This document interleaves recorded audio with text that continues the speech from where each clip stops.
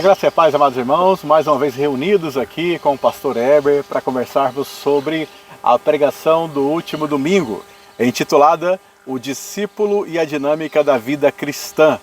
Texto base, Atos capítulo 2, versos 37 ao 41, estará na descrição do vídeo. Seja bem-vindo, pastor. Obrigado. É maravilhoso ter mais uma vez a oportunidade de conversarmos sobre a última pregação do Senhor. Isso. Eu quero que o senhor fale um pouquinho mais sobre a introdução do senhor e o que o levou a escolher esse texto para poder expor para a gente esse tema que é tão relevante em nossa época, pastor. Aqui, a respeito do tema, é algo realmente que diz respeito à dinâmica da vida cristã. Nós temos falado ultimamente sobre o discípulo e aquilo que são as marcas do discípulo. E o discípulo, obviamente, ele tem as marcas, mas ele leva uma vida, e uma vida dinâmica, uma vida que tem um processo diário e que ele deve observar. E o texto, obviamente, de Atos, esse primeiro parte do capítulo 2, aliás, intermediário ali, que nós estamos acostumados mais a falar a partir do versículo 42, que mostra ali como que vivia a igreja, a comunhão toda, mas essa vai falar um pouco a respeito de cada um individualmente. Existe uma dinâmica que nós devemos desenvolver na nossa caminhada, na nossa jornada individual. Aí, Júlio, em consequência desse nosso modo de viver, é que nós vamos poder, juntos, como igreja, como corpo, perseverar. Na introdução do senhor, pastor, me chamou muito a atenção a resposta dada pelos irmãos ao ouvir a pregação de Pedro. Irmãos, o que devemos fazer? Sim. De certa maneira, a gente faz a pergunta todo vídeo que nós nos encontramos. Exato. A gente pergunta, fala, o que o senhor gostaria Exatamente. que os irmãos façam essa pergunta? Isso, o que devemos fazer? Gostei muito, mas claro, não vamos falar no começo disso, a pergunta vai voltar no final. Mas é interessante essa dinâmica, pastor, que ao final de uma pregação, aqueles que ouviram a pregação fizeram tal pergunta. Exatamente. E é o desejo que quem prega gostaria que seus ouvintes tivessem. Pastor, 3.000 almas em um sermão. Por que hoje as conversões são tão menores em quantidade do que na pregação de Pedro em Atos? Parece que hoje as pessoas não estão mais sedentas de alguma coisa, Parece que elas já têm tudo. Mas a grande questão é a própria preparação. Ninguém se prepara para coisas espirituais. Naquela época, e o público ali que estava ouvindo eram os judeus. E os judeus tinham toda uma tradição espiritual também. Era meio deturpada diante daquilo que os seus religiosos ali lhes ensinavam, e eles acabaram não dando o devido valor e nem encontrando a solução espiritual para as suas vidas. Por isso, eles estavam em busca.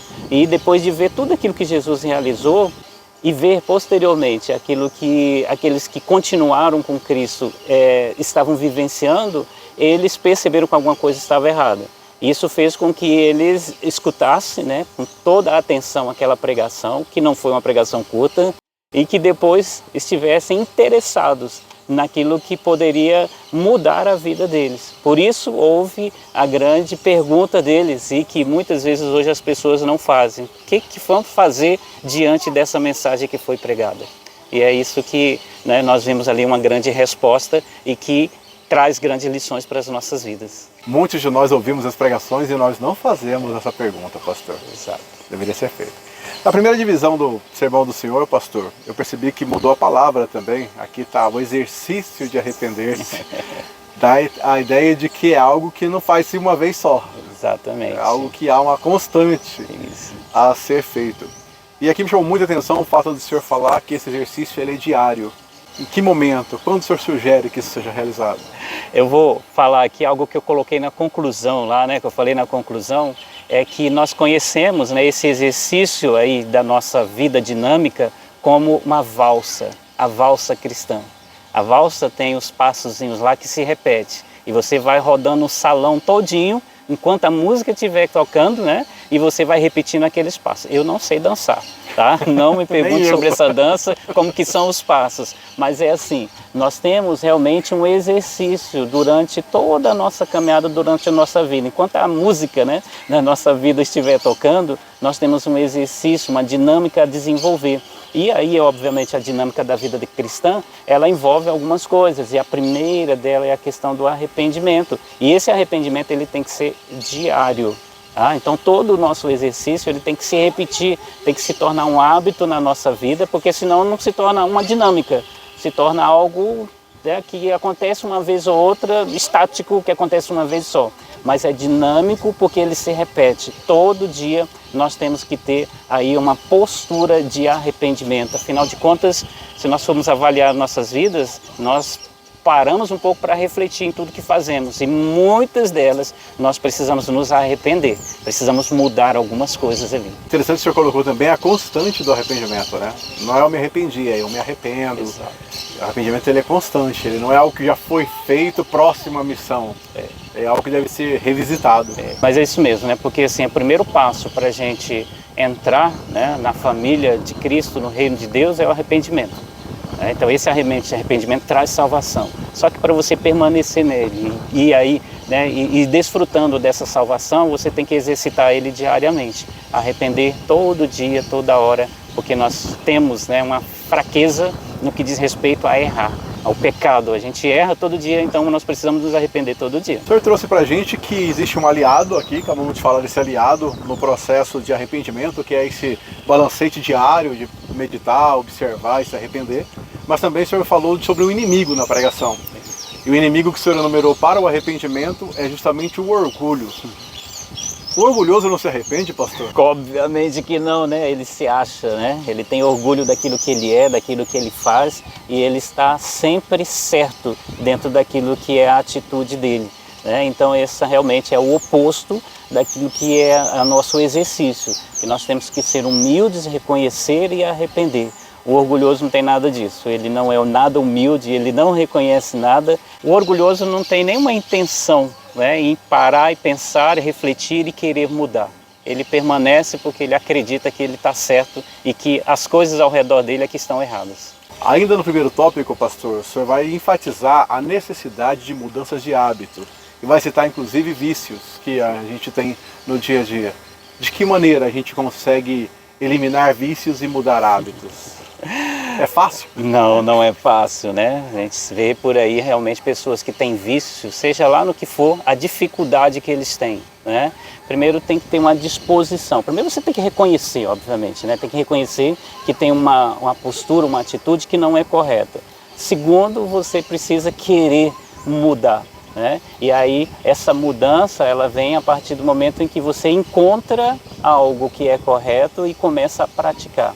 E essa prática, mais uma vez, é uma prática diária, é uma prática que nós temos que repetir. Se o vício vem, nós temos que fazer, né, 2 ou 3 vezes mais aquilo que é o proposto para essa mudança de hábito, a mudança de vida, né, aquilo que a gente precisa realizar. Então, mudanças não é fácil e nós precisamos estar desenvolvendo ela no nosso dia a dia. Partindo, pastor, para a segunda divisão do seu sermão, o exercício de crer. O senhor enfatizou que nós temos uma natureza pecaminosa. Assim sendo, é preciso esforço, pastor, para a gente poder ter uma vida espiritual? Nenhum esforço, será? Nenhum esforço é para pecar. Agora, para ter uma vida espiritual, a gente precisa se esforçar, né? É uma caminhada da qual nós temos bastantes inimigos.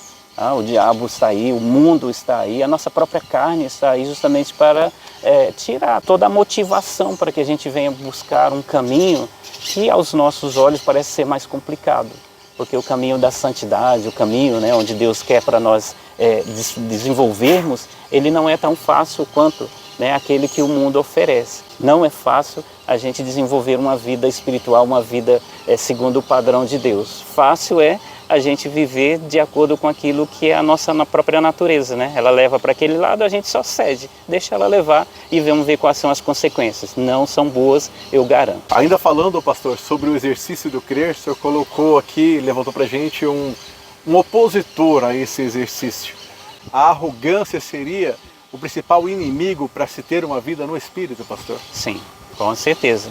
Porque quando a gente, né, olha só para nós, né, olha só para as coisas que julgamos, né, ser verdadeira, a gente ignora tudo aquilo que está, né, ao nosso redor, que está sendo proposto para as nossas vidas.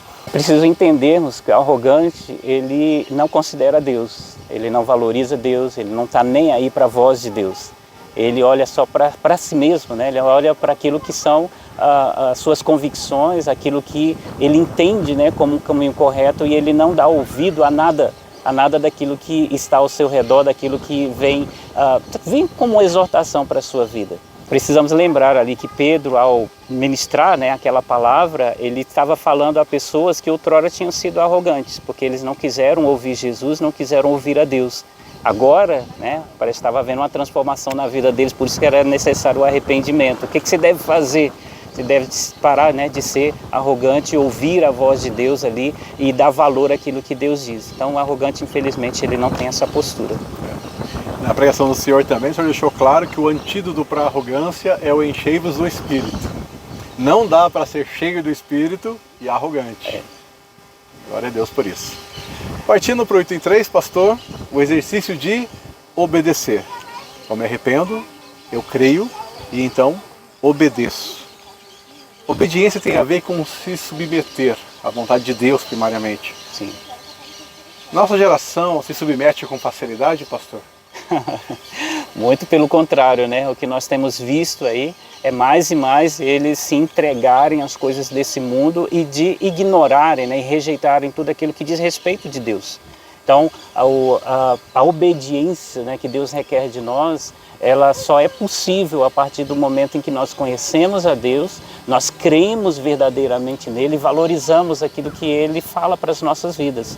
Então, o que aquele povo devia fazer era obedecer agora aquilo que estava sendo ministrado aos corações deles. E por isso que foi muitas pessoas, né, nós vimos ali, se submetendo a essa palavra, a esse estilo de vida. Por quê? Porque eles viram que a palavra de Deus era verdadeira e tomaram uma postura de obediência a essa palavra. Então, na dinâmica da vida cristã, se não houver obediência, nós estamos pulando um dos passos. Não estamos fazendo todos os passos, todos os exercícios que são necessários e essenciais, né, para que a nossa vida seja uma vida considerada dentro do padrão de Deus. Então, infelizmente hoje no mundo as pessoas elas não querem isso. Por isso que a gente surpreende, né? 3.000 ali se converteram e hoje em dia numa pregação você não vê muitas vezes ninguém se manifestando, ninguém disposto a querer obedecer. Obedecer é negar, né, ali aquilo que muitas vezes é o nosso desejo. Então a gente se submete a alguém e obedece aquilo que ele nos manda. Tem uma frase do Senhor que chamou bastante atenção, que afirma que a única forma de não sermos influenciados por nossa geração, que é incrédula, pervertida e má, é se submeter ao Espírito. Exatamente. É como que um refúgio. Sim. Se submeter a ele para se proteger de tudo isso. Exatamente, é uma questão de proteção mesmo, viu? Porque ele vem realmente e nos protege. Nós, quando vivemos nesse mundo, nós estamos, né, como se fosse peito aberto para o mundo e sujeito aí a todos os tipos de ataque. Claro que o diabo ele não vai atacar aqueles que já são deles, mas aqueles que assumem, né, um compromisso com o próprio Deus, um novo compromisso de vida, de viver segundo o padrão de Cristo, o diabo ele vai atacar. E quem é que vai nos proteger? É o Espírito Santo. É ele quem vai dar condições para que a gente possa cumprir, né, a nossa tarefa de obediência e, obviamente, né, ali suportar todas as consequências, porque obedecer a Deus implica em abrir, né, ali fogo contra o inimigo, de ir contra tudo aquilo que o mundo coloca como um padrão. Então, se você desobedece os padrões do mundo, ele ataca você. Mas se você obedece a Deus, né, obviamente eles vão te atacar porque você está desobedecendo o padrão dele. Quem nos protege é o Espírito Santo, é ele que nos dá condições para a gente ir até o final, mesmo diante dessas ameaças, mesmo sofrendo algumas coisas. Então, o Espírito Santo ele se torna, Júlio, importantíssimo na nossa vida, essencial na nossa vida. Sem ele nós não conseguimos nada, porque é ele quem nos ajuda nessa caminhada. O senhor enfatizou ainda que seguir a sua direção, ou seja, seguir a direção de Deus, tem a ver com a nossa vida de santidade. A santificação é o caminho pelo qual nós nos mantemos dentro daquilo que é a vontade de Deus. E fazer a vontade de Deus é o que a Bíblia nos coloca, né? Que nós devemos fazer a vontade de Deus e assim nós vamos conseguir receber, né, tantas coisas que vêm como benefício dessa obediência. O senhor colocou na conclusão do Senhor os efeitos que essa dinâmica que é no indivíduo tem no coletivo da igreja. Sim. Que faz ela perseverar, faz ela permanecer. Sim. E no Brasil, pastor, o senhor acredita que nós estamos numa fase do Brasil que estamos crescendo de fato? Ou o senhor acredita que nós estamos crescendo só em números e não em qualidade de cristãos. Em números. Em números pode até ser, né, um país aí que ainda tem um grande movimento evangélico, né? Mas isso, infelizmente, no que diz respeito a uma profundidade, né, naquilo que é a vida cristã, a gente percebe que nós estamos nos afastando. Estamos sendo muito superficiais, né? Então, isso vai fazer com que, no coletivo, a gente sinta o impacto, porque vai acontecer no indivíduo, individualmente cada um vai estar enfraquecendo, e por quê? Porque justamente não está vivendo dentro daquela dinâmica diária, né, da vida cristã. Não há arrependimento, não há crença, não há obediência. Isso vai realmente contagiar toda a igreja. Eu vi um pregador falar certa vez que a gente pede muito por avivamento, mas nós não buscamos o avivamento da própria alma. Exatamente. Começa no indivíduo. Tem que começar em nós, né? Tem que começar em nós, a começar em mim. Começar em mim. Como diz aquele louvor. Qual o desejo, pastor, do coração do Senhor que nós que ouvimos o sermão tenhamos como ação em resposta à pregação que o Senhor trouxe no último domingo? Acho que nós precisamos parar um pouco, né, e ver os nossos hábitos, né? Que tipo de hábitos que nós temos diariamente, né? Os nossos hábitos, eles condizem com uma vida que é uma nova vida em Cristo, ou é uma vida que é segundo o padrão do mundo, né? Segundo aquilo que diz a nossa natureza? Porque, queridos, aquilo que nós vivemos no dia a dia mostra aquilo que nós cremos. Vai mostrar também, né, a direção em que nós estamos indo. Então, meu desejo é que todo mundo pare um pouco, faça uma reflexão. Eu tenho vivido essa dinâmica ou um outro tipo de dinâmica? Se eu vivo essa dinâmica, eu estou vivendo no caminho daí que Jesus ensinou, né? Eu estou vivendo como um discípulo dele, porque ele quer que o discípulo dele esteja sempre observando, né, refletindo sobre a vida e arrependendo, crendo naquilo que a palavra diz e obedecendo aquilo que Deus quer para nós. Então, se você desenvolver isso no seu dia a dia, e eu espero que seja, né, aí uma prática sua do dia a dia, refletir sobre essas questões e praticá-las, então você é um verdadeiro discípulo de Cristo. E que nós passamos esses dias, nesses domingos todos, falando a respeito do discípulo de Cristo. E nós encerramos justamente falando sobre essa dinâmica, a dinâmica do cristão, né? Daquele que é um discípulo de Cristo, e eu espero que cada um possa realmente colocar em prática. Muito obrigado, pastor, pelo tempo cedido mais uma vez. Quanto ao nosso bate-papo, que ainda não foi oficialmente nomeado, agradecemos muito a sua atenção. Obrigado por assistir o vídeo até aqui. Nós nos vemos no culto, na 8ª Igreja Presbiteriana em Campo Grande. O endereço está na sua tela.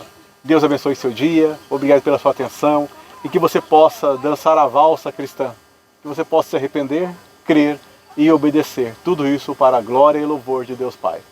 Forte abraço. Tchau.